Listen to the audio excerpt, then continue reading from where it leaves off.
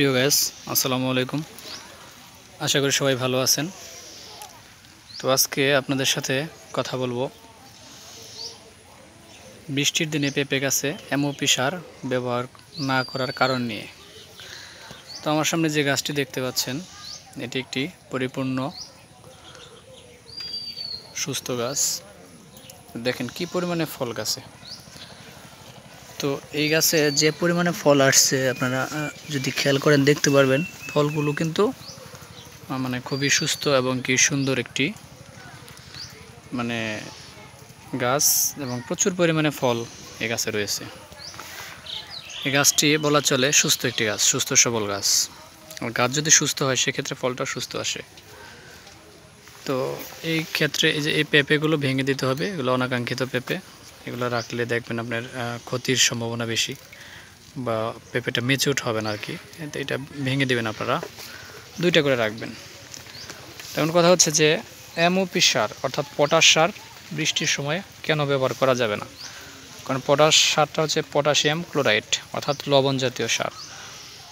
বৃষ্টির সময় যেহেতু গাছের শিকড়টা ভেজা থাকে বা গোড়াটা পানি ভেজা স্যাঁতসেঁতে থাকে, সেক্ষেত্রে শিকড়ে যদি পটাশিয়ামটা পড়ে বা এমওপি সার পড়ে, সেক্ষেত্রে শিকড়টা নষ্ট হয়ে যাওয়ার সম্ভাবনা অনেকটাই বেশি থাকে।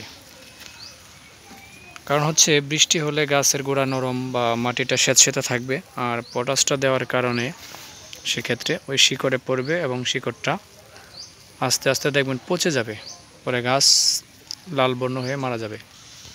তো এই কারণে আপনারা বৃষ্টির সময় এমওপি সারটা ব্যবহার করা থেকে বিরত থাকবেন। তো এই হচ্ছে আপনাদের প্রতি আমার সাজেশন। তো এই যে পাশের যে গাছগুলো দেখতে পাচ্ছেন, দেখেন কি অবস্থা এগুলো। এখন কিন্তু সারা বাংলাদেশে বৃষ্টি হচ্ছে আর কি। তো এই সময় ড্রেনগুলা পরিষ্কার রাখবেন। তারপর হচ্ছে আপনার পেঁপে গাছে ছত্রাক যাতে না আসতে পারে সেজন্য আপনারা ছত্রাকনাশক ইউজ করবেন। দেখেন কি পরিমাণে পেঁপে। তো আমি কিন্তু প্রায় আপনাদেরকে একটি কথাই বলি, সেটি হচ্ছে পেঁপে গাছ কিন্তু পানি একদমই সহ্য করতে পারে না। সো এই কারণে বিষয়টা খুবই গুরুত্ব দিয়ে দেখবেন আপনারা, ভুলেও যেন পেঁপে গাছের গোড়ায় পানি না জমে।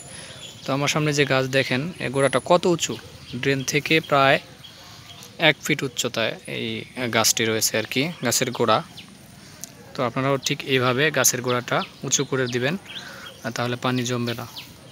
আর পেঁপে গাছে পানি না জমলে সেক্ষেত্রে গাছের শিকড় বা গাছ পচার সম্ভাবনা নাই বললেই চলে। তো এই ছিল আজকে আপনাদের প্রতি আমার পরামর্শ। তো সবাই ভালো থাকেন, সুস্থ থাকেন। আজকের মতো এখানেই বিদায় নিচ্ছি।